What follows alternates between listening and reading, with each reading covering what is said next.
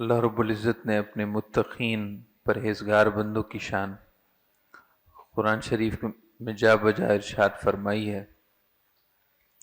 اسلامی تعلیمات سے بنیادی مقصود انسان کے لیے تقوی اور پرہیزگاری کا حصول ہے۔ جس نے اللہ تعالیٰ کے احکام اور اللہ کے پیارے رسول صلی اللہ علیہ وسلم کی تعلیمات کے راستے پر صحیح معنوں میں چلا، اس نے یقیناً تقوی کی منزل پالی، اور جس نے اس راستے سے کجروی اختیار کی، یہ راستہ چھوڑا، تو وہ کہیں اور پہنچا مگر تقوی اور پرہیزگاری تک نہیں پہنچا۔ تقوی اور پرہیزگاری یہ اصل بندگی ہے، چونکہ اس میں اللہ تعالیٰ کے ساتھ تعلق کی حقیقت ہے۔ تو آپ سمجھیے کہ تقوی اور پرہیزگاری ہی اصل ہے۔ تمام عبادات ذریعہ ہیں انسان میں تقوی اور پرہیزگاری پیدا کرنے کا، جیسا کہ روزے کے بیان میں اللہ تعالیٰ کا ارشاد ہے، یا ایھا الذین آمنوا کتب علیکم الصیام کما کتب علی الذین من قبلکم لعلکم تتقون۔ تو لعلکم تتقون، تاکہ تم پرہیزگار ہو جاؤ، تاکہ تم پرہیزگاری تک پہنچو، پرہیزگار ہو جاؤ، یہ روزے کا مقصود ہے۔ ایسے ہی نماز، ایسے ہی دیگر عبادات۔ آج جمعۃ المبارک کے درس میں آپ اور ہم یہ سمجھیں گے کہ تقوی اور پرہیزگاری کسے کہتے ہیں اور اس کے بنیادی ارکان کتنے ہیں۔ تقوی دراصل اللہ تعالیٰ کے قریب ہونے کا نام ہے۔ تقوی دراصل اللہ تعالیٰ سے صحیح معنوں میں تعلق کے قائم ہو جانے کا نام ہے۔ تقوی اللہ تعالیٰ کے احکامات پر خواہ وہ اوامر ہوں یا نواہی ہوں، ان پر عمل کرنے کے جذبے کو حاصل کر لینے کا نام ہے۔ یہ جذبہ تقوی اور پرہیزگاری ہے۔ اولیاء اللہ اور صلحاء اللہ تعالیٰ کے نیک بندے اور بندیاں، وہ اپنے اپنے درجات کے مطابق تقوی اور پرہیزگاری حاصل کرتے ہیں۔ صحابہ کرام کا تقوی وہ دیگر اولیاء اللہ اور صلحاء کی بنسبت زیادہ ہے۔ پھر ہمارے اکابر اولیاء اللہ جیسے کہ حضور غوث اعظم، حضور سیدی داتا گنج بخش علی حجویری، حضور خواجہ اجمیر، حضور خواجہ جنید بغدادی، یہ اکابر اولیاء اللہ اپنے تقوی اور پرہیزگاری میں دیگر اولیاء کی بنسبت ان کا درجہ بڑا ہے۔ اللہ حض القیاس ایسے ہی حسب مراتب ہے۔ تقوی اور پرہیزگاری کے بنیادی طور پر تین اصول ہیں، جسے تین چیزیں بنیادی طور پر حاصل ہیں، اسے تقوی اس کے درجے کے مطابق حاصل ہے۔ نمبر ایک، توکل، جسے عربی زبان میں توکل کہتے ہیں اور ہم اردو محاورے میں اسے توکل کہتے ہیں۔ توکل کا مطلب عام لفظوں میں یقین کا قائم ہونا ہے۔ دوسری چیز رضا ہے، حسن رضا، اللہ تعالیٰ کے امر پر راضی رہنا، اور تیسری چیز صبر ہے۔ یہ تین چیزیں تقوی کے لیے رکن ہیں، تقوی کے لیے ارکان ہیں۔ توکل یعنی اللہ تعالیٰ پر بھروسہ اور یقین، اور حسن رضا اللہ تعالیٰ کے امر، اللہ تعالیٰ کی مشیت پر راضی رہنا، اور تیسری چیز صبر ہے۔ چنانچہ حضرت سیدنا داؤد علیہ نبینا وعلیہ الصلاۃ والسلام نے اپنے صاحبزادے سیدنا سلیمان علیہ الصلاۃ والسلام کو نصیحت کرتے ہوئے یہی تین باتیں ارشاد فرمائیں۔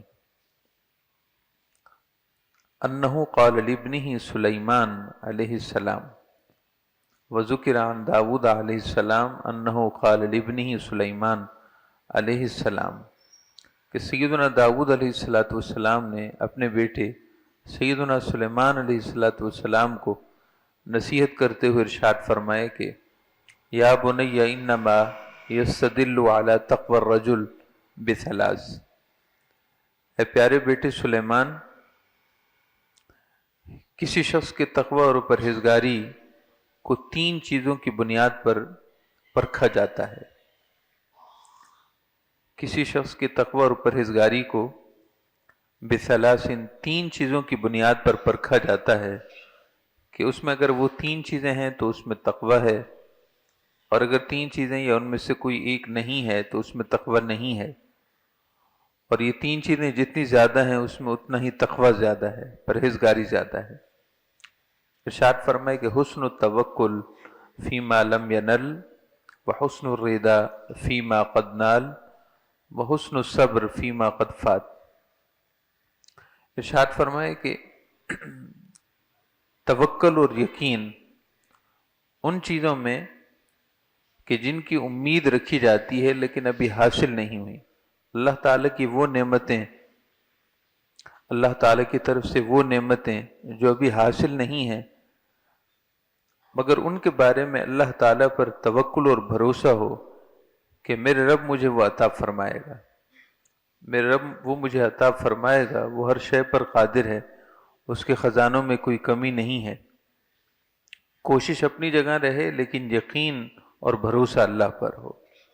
مثال کے طور پر ایک شخص کو اولاد کی نعمت حاصل نہیں ہے، فرض کیجئے ازدواجی زندگی سے وابستہ ہے، کئی سال گزر گئے، مگر اس کا اللہ پر توکل اور بھروسہ قائم رہنا چاہیے کہ میرے رب ہر شے پر قادر ہے، مایوسی کا شکار نہ ہو۔ تو یہ اگر توکل قائم ہے، یقین قائم ہے، تو اس میں پرہیزگاری کا پہلا رکن بھی ہے۔ اور اگر اللہ تعالیٰ پر یقین نہیں رہا، مایوس ہو گیا ہے کہ 10 سال ہو گئے ابھی تک اولاد نہیں ہوئی، ابھی کیسے ممکن ہے؟ 10 سال میں اولاد نہیں ہوا، ابھی کیسے ہو سکتی ہے؟ حضرت سیدنا ابراہیم خلیل اللہ علیہ السلام کے صاحبزادے سیدنا اسماعیل علیہ السلام جب متولد ہوئے، آپ کی عمر تقریباً 90 برس کے قریب تھی۔ سیدنا ابراہیم علیہ السلام کی عمر مبارک تقریباً 90 برس تھی، اور جب سیدنا اسحاق علیہ السلام پیدا ہوئے تو آپ کی عمر مبارک 100 برس کے قریب تھی۔ یعنی 90 اور 100 سال کی عمر میں عام طور پر جب کہ اولاد پیدا ہونے کے امکانات نہیں ہوتے، اس وقت اللہ رب العزت نے اولاد دی، اور ان کا حسن توکل کیا توکل تھا، اللہ پر یقین کیا یقین تھا۔ ایسے ہی دیگر انبیاء کرام، سیدنا زکریہ علیہ السلام، آپ عمر رسیدہ ہو گئے اور آپ کے ہاں کوئی بیٹا نہیں تھا، اولاد نہیں تھی۔ اللہ تعالیٰ سے آپ دعا کرتے ہیں، اے میرے رب مجھے بڑھاپے نے آ لیا ہے، انی وہن العظم منی واشتعل الرأس شیبا ولم اکن بدعائک رب شقیا۔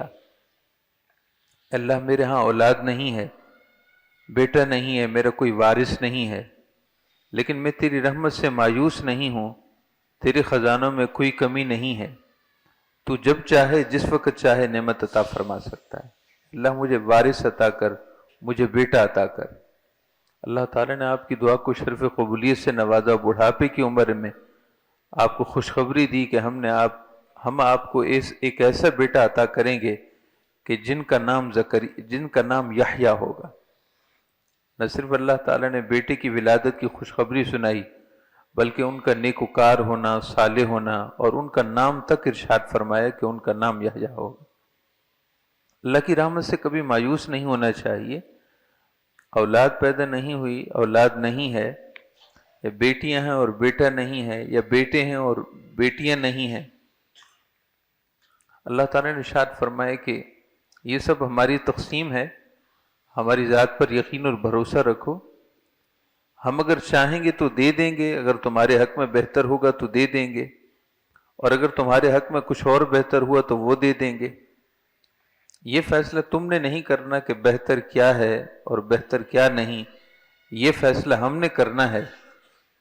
بس جو کچھ ہم عطا کریں اس پر راضی رہو، توکل اور یقین کے زاویے میں تم اس کا انتظار کرو، ہماری ذات سے مایوس نہ ہو۔ حضرت سیدہ مریم رضی اللہ تعالی عنہ سیدنا عیسیٰ علیہ السلام کی والدہ ماجدہ ہیں۔ آپ کی والدہ نے نظر مانی تھی کہ اللہ اگر مجھے تو اولاد عطا کرے، ولد عطا کرے، تو میں اس کو بیت المقدس کی خدمت کے لیے وقف کر دوں گی۔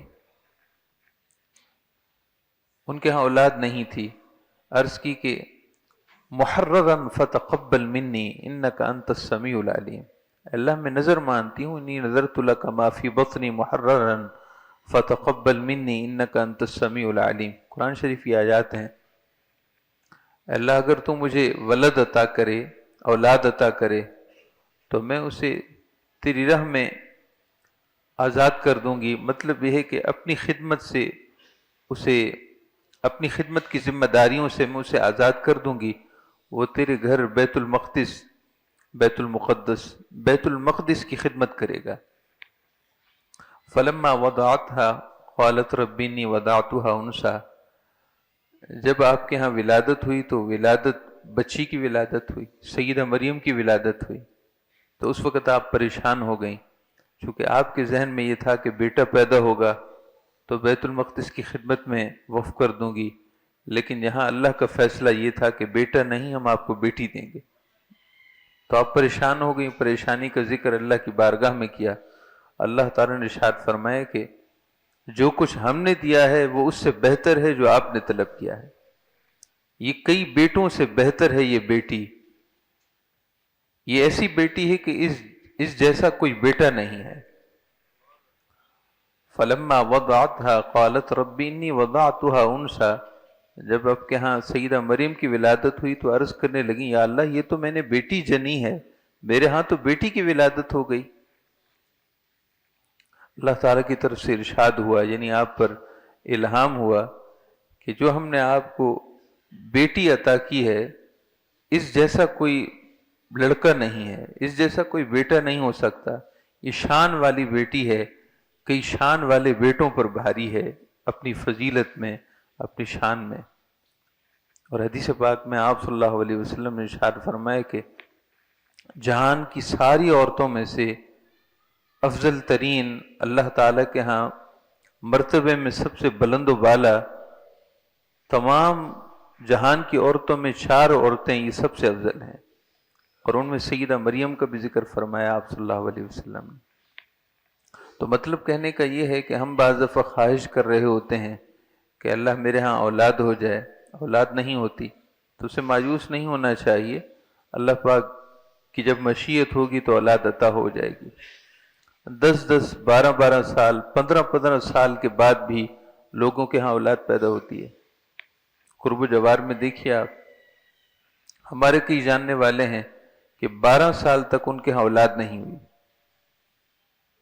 ڈاکٹروں نے جواب دے دیا کہ آپ کے ہاں اولاد نہیں ہو سکتی۔ اللہ پاک کی شان ہے کہ اللہ تعالی ہر شے پر قادر ہے۔ 12 سال تک علاج معالجے کے باوجود اولاد نہیں ہوئی، اور اللہ پاک نے جب دینا چاہا تو ایسا دیا کہ یکے بعد دیگر 3 بیٹے عطا فرمائے، یکے بعد دیگر 3 بیٹے عطا فرمائے۔ 12 سال تک اولاد نہ ہوئی، پھر بیٹا عطا فرمایا، اگلے سال پھر، اور اگلے سال پھر۔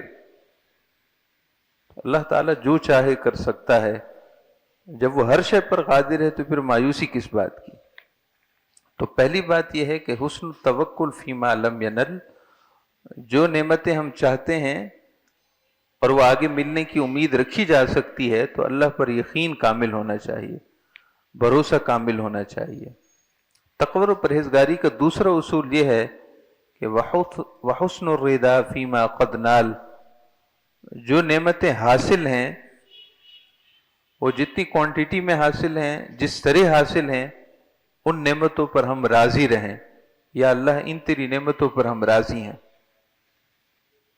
حسن الرضا فیما قد نال، جن نعمتوں میں ہم جی رہے ہیں، جو نعمتیں حاصل ہیں، اس میں اللہ تعالیٰ کی رضا پر راضی رہیں۔ اب اولاد ہی سے مثال لیجئے، کسی کو اللہ تعالیٰ نے اولاد عطا فرمائی ہے، صرف بیٹے دیے ہیں، وہ چاہتا ہے بیٹی کی بھی ولادت ہو جائے، بیٹی چاہتا ہے، اللہ تعالیٰ سے بیٹی کا طلبگار ہے، تو بیٹی کی طلب میں اللہ پر یقین کامل رکھے، مگر جو نعمتیں حاصل ہیں اس پر راضی رہے. ایسے ہی کسی کو اللہ پاک نے بیٹیاں عطا فرمائی ہیں اور وہ بیٹا چاہتا ہے، نرینہ اولاد چاہتا ہے، تو اللہ پر یقین بھروسہ کامل رکھے، مگر اللہ پاک نے جو نعمتیں دی ہیں اس پر راضی رہے کہ یہ ان بہت سے لوگوں سے بہتر ہے اس نعمت کے حاصل ہونے میں جن کے پاس یہ نعمت نہیں. ہمارے ایک دوست سے، ان کے ہاں اولاد نہیں تھی، تو وہ اکثر کہا کرتے تھے کہ دعاؤں میں عرض کرتے تھے کہ یا اللہ مجھے بیٹا دے یا بیٹی دے، مجھے اولاد دے دے. اب آپ اس کی احساسات اور کیفیات سے اس شخص کا موازنہ کیجئے کہ جو بیٹوں سے نوازا گیا ہے مگر بیٹی چاہتا ہے، مگر یا بیٹیوں سے نوازا گیا ہے اور بیٹا چاہتا ہے کہ اسے یہ نعمت حاصل ہے، حالانکہ اسے اس نعمت کا احساس نہیں ہے. اولاد کتنی بڑی نعمت ہے. وحسن الرضا فیما قد نال، جو نعمتیں حاصل ہیں ان پر راضی رہیں، کیونکہ ان نعمتوں میں وہ بہت سے ان لوگوں سے بہتر ہے جن کے پاس وہ نعمت مہیا نہیں ہے. پھر جس نوعیت میں حاصل ہے اس نوعیت پر انسان راضی رہے. وحسن الصبر فیما قد فات، اور جو نعمتیں حاصل نہیں ہو سکیں تو ان کے بارے میں افسوس نہ کرتا رہے ساری زندگی کہ یہ بھی نہیں ہو سکا، وہ بھی نہیں ہو سکا. جو کچھ ہوا ہے اللہ تعالیٰ کی مرضی اور امر اور مشیت کے مطابق ہوا ہے، تو پیچھے والی باتوں کو لے کر پریشان نہ ہوں. وحسن الصبر فیما قد فات، جو ہو چکا سو وہ ہو چکا. اب پچھلے ماضی کو لے کر اس پر پچھتاوا کرنا، افسوس کرنا، یہ عقل مندی کی نشانی نہیں ہے. اس سے انسان میں ناشکری اور مایوسی پیدا ہوتی ہے، اور آئندہ آنے والی زندگی میں وہ اللہ تعالیٰ کا ناشکرہ بندہ بنتا ہے. کیونکہ بہت سی چیزیں ماضی میں ایسی ہیں وہ اب ان کے لیے کچھ کیا نہیں جا سکتا. جیسے اس شخص کی عمر 40-50 برس ہو گئی اور وہ یہ سوچے کہ ماضی میں نے یہ کر لیا ہوتا، میں نے یہ کاروبار کر لیا ہوتا تو کتنا اچھا ہو جاتا، میرے ساتھ کے رشتہ دار، میرے ساتھ کے لوگوں نے یہ بزنس کر لیا تھا، میں نے بزنس نہیں کیا تھا، جاب کرتا رہا، اب دیکھو میری حالت کیا ہو گئی.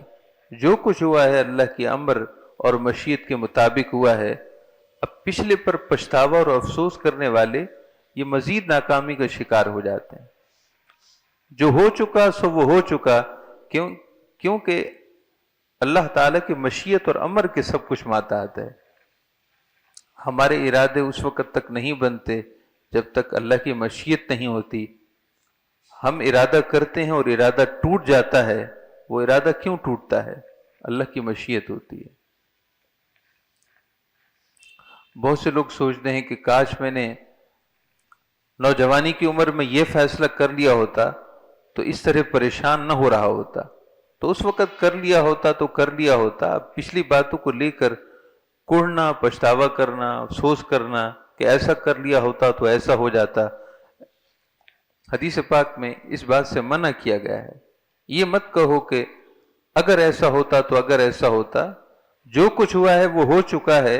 اب جو تمہارے پاس زمانہ موجود ہے یا آنے والے معاملات ہیں ان کے بارے میں سوچو، اپنی بہتری کا سوچو. دوبارہ ان 3 باتوں کا آپ غور سے سمجھیے کہ ایمان اصل میں تقوی اور پرہیزگاری کا نام ہے. ایمان اصل میں تقوی اور پرہیزگاری کا نام ہے، اور تمام عبادات سے بھی انسان کو تقوی اور پرہیزگاری تک پہنچانا مقصد ہوتا ہے. اور تقوی اور پرہیزگاری اس کے بنیادی طور پر 3 رکن ہیں. تقوی اور پرہیزگاری وہ بنیادی طور پر 3 ستونوں، 3 پلر پر تقوی اور پرہیزگاری کی عمارت قائم ہوتی ہے. نمبر 1 یہ ہے کہ اللہ پر یقین اور بھروسہ آنے والے معاملات کے بارے میں. اللہ پر بھروسہ اور یقین.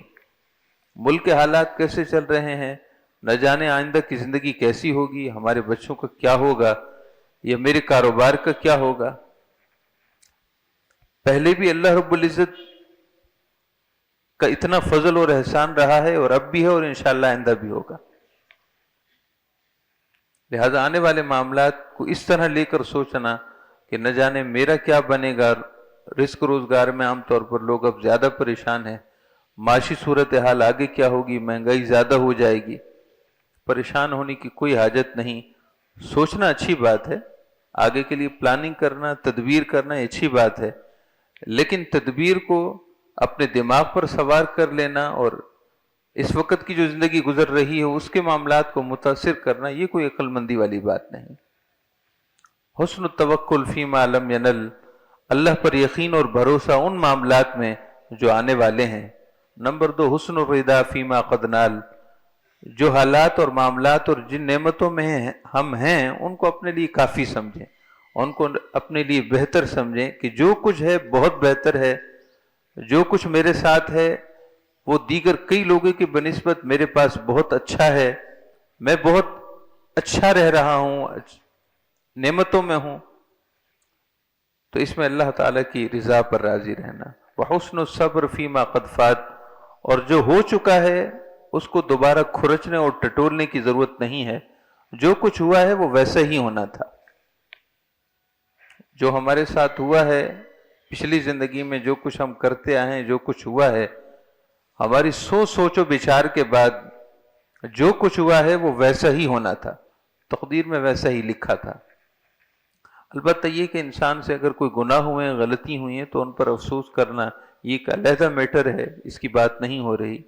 بات یہ ہو رہی ہے کہ جو کچھ ماضی میں ہمارے فیصلے دینی اعتبار سے, دنیاوی اعتبار سے اس طرح ہوئے کہ اس پر افسوس ہو, تو اس پر اس طرح افسوس نہیں کرنا چاہیے کہ زندگی متاثر ہو جائے. حضرت سیدنا فضیل ابن عیاض رضی اللہ تعالیٰ عنہ ارشاد فرماتے ہیں کہ اللہ تعالیٰ کے در کرم پر محتاج بن کر, سائل بن کر کھڑے رہو. اللہ تعالیٰ کے در کرم پر محتاج بن کر, سائل بن کر کھڑے رہو, اس سے طلب کرتے رہو, مانگتے رہو. یہاں مایوسی والی بات نہیں ہے, کیونکہ اللہ تعالیٰ کو یہ پسند ہے کہ میرا بندہ مجھ سے مانگتا رہے, طلب کرتا رہے. اللہ کے ہاں سب سے زیادہ پسندیدہ وہ ہے جو اللہ سے بار بار مانگے, جبکہ لوگوں میں سب سے زیادہ ناپسند وہ ہوتا ہے جو ان سے بار بار مانگے. احب الناس الی الناس من استغنى عن الناس ولم يسألهم شيئا. ارشاد فرمائے کہ لوگوں کا آپس کا معاملہ یہ ہے کہ وہ اس شخص کو پسند کرتے ہیں جو مانگتا نہ ہو, بار بار سوال نہ کرتا ہو. ایسا شخص لوگوں میں معزز ہوتا ہے, محترم ہوتا ہے. یہ تمہارے ہاں اصول ہیں کہ تم میں سے جو کسی سے مانگے نہ وہ اچھا ہے, جبکہ اللہ کے ہاں یہ اصول مختلف ہے.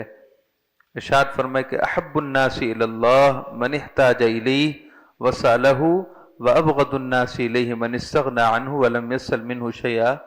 اللہ کو وہ بندہ پسند ہے جو اللہ تعالیٰ کے حضور بار بار اپنی حاجتیں, دعائیں, تمنائیں پیش کرتا ہو. اللہ کو وہ پسند نہیں ہے جو اللہ تعالیٰ سے بے نیاز ہو جائے, اللہ تعالیٰ سے طلب نہ کرے, مانگے نہ, اللہ تعالیٰ سے اپنی حاجتیں پیش نہ کرے. اللہ کو وہ پسند نہیں ہے. ارشاد فرمائے کہ جب اتنا فرق ہے تو پھر اسی کے حضور اپنی تمناؤں اور حاجتوں اور اللہ تعالیٰ پر توکل اور بھروسے اور یقین میں کیوں نہیں آتے. یہ سیدنا فضیل ابن عیاض رحمہ اللہ تعالیٰ کے ارشاد گرامی ہے. حضرت سیدنا لقمان حکیم رضی اللہ تعالیٰ عنہ کہ جب انتقال کا وقت قریب آیا تو آپ نے اپنے بیٹے سے ارشاد فرمایا کہ بیٹا, میں آپ کو 6 باتوں کی نصیحت کرتا ہوں, اس میں اولین و آخرین سارے اہل علم کا علم جمع ہے. انی لموسی کا الآن بست خصال فیہا علم الاولین والآخرین. ارشاد فرمائے کہ میری 6 نصیحتیں یاد رکھنا. اولین و آخرین کا علم, اولین و آخرین کے علم کا لب لباب اور نچوڑ وہ ان 6 باتوں میں ہے. اللہ تشتغل نفسک بالدنیا الا بقدر ما بقی من عمرک. ارشاد فرمائے کہ دنیا کے بارے میں, دنیا کے آنے والے معاملات کے بارے میں اتنا ہی فکر مند ہونا جتنا کہ تمہیں دنیا میں رہنا ہے. مجھے نہیں معلوم کہ اگلا لمحہ میری زندگی میں ہے کہ نہیں؟ آپ کو نہیں معلوم کہ آپ کا آگے آنے والا سانس ہے کہ نہیں؟ کس کو یقین ہے؟ چلے لمحوں کی بات تو ہمارے آگے دماغ کے اوپر سے گزرے گی، آپ دن ہی سمجھ لیں کہ ہمیں کل آنے والے دن کے بارے میں نہیں معلوم کہ کل والا دن وہ ہماری زندگی کا حصہ بنتا ہے کہ نہیں بنتا۔ سیدنا لقمان حکیم ارشاد فرما رہے ہیں کہ پہلی یہ نصیحت یاد رکھو کہ تمہیں دنیا میں جتنا بقیہ حصہ رہنا ہے اس کے بارے میں اتنا ہی سوچنا، اتنا ہی فکر مند ہونا جتنا کہ دنیا میں ابھی تمہیں رہنا ہے۔ ظاہر لمحے بھر کی خبر نہیں تو پھر خام خواہ پریشانی کس بات کی ہے؟ اور مرنے کے بعد کی زندگی تو ہمیشہ کی ہے، وہ تو یقینی ہے۔ دوسری بات ارشاد فرمائی اعبد ربک بقدر حوائجک الیہ، اللہ پاک کی اتنی اطاعت کرنا کہ جتنا تم اللہ کے محتاج ہو، اللہ تعالیٰ کی بندگی اتنی کرنا کہ جتنا تم اللہ تعالیٰ کے محتاج ہو۔ ظاہر بندہ تو ہے ہی محتاج اللہ پاک کا، وہ تو سانس کی مالا ہی نہ چلے، انسان لمحہ بھر کے لیے بھی اللہ تعالیٰ کے در کرم سے غیر محتاج ہو جائے، ممکن ہے نہیں۔ انسان تو انسان، کائنات کی ہر چیز اپنے وجود میں اللہ تعالیٰ کی محتاج ہے، اسی کے امر سے سب کچھ وجود پذیر ہوا ہے، اور اسی کے امر سے سارا نظام چل رہا ہے۔ لمحہ بھر کے لیے بھی کوئی چیز اس کے امر سے اور اس کی محتاجی سے دور نہیں ہو سکتی۔ کیا انسان کی حقیقت کیا ہے؟ انسان کی حقیقت پانی کے بلبل اس سے کچھ زیادہ نہیں ہے۔ اعبد ربک بقدر حوائجک الیہ، اللہ پاک کی اتنی اطاعت کرنا جتنا تم اس کے محتاج ہو، یعنی جب محتاج ہی اسی کے ہو تو پھر بندگی بھی اسی کی اختیار کرو۔ تیسری بات ارشاد فرمائی اعمل للآخرہ بقدر ما ترید المقام بہ، آخرت کے لیے اتنا کام کرنا جتنا تمہیں وہاں رہنا ہے، ہمیشہ رہنا ہے تو زیادہ سوچنا ہوگا۔ چوتھی بات یہ ہے کہ دوزخ سے اپنے آپ کو بچانے کی اس وقت تک کوشش کرتے رہنا جب تک کہ تم بچ نہ جانا۔ ظاہر ہے جب تک آخرت واقع نہیں ہو جاتی، جب تک کوئی جنت میں پہنچ نہیں جاتا تو نجات تو موہوم امر ہے، یعنی مشتبہ امر ہے، کوئی یقین نہیں ہے۔ اور پانچویں بات ارشاد فرمائی کہ گناہوں پر اتنی جرأت کرنا کہ جتنا تم اللہ کی پکڑ سے بچ سکتے ہو، اللہ کے عذاب پر جتنا صبر کر سکتے ہو۔ اللہ تعالیٰ کے عذاب پر کس کو صبر ہے؟ سو گناہوں سے بچنا ضروری ہے۔ چھٹی بات ارشاد فرمائی کہ اللہ تعالیٰ کی نافرمانی وہاں کرنا کہ جہاں تم اللہ سے بچ سکتے ہو، جہاں تمہیں اللہ دیکھ نہ رہا ہو۔ کون سی جگہ ہے جہاں اللہ پاک دیکھ نہ رہا ہو؟ اللہ تعالیٰ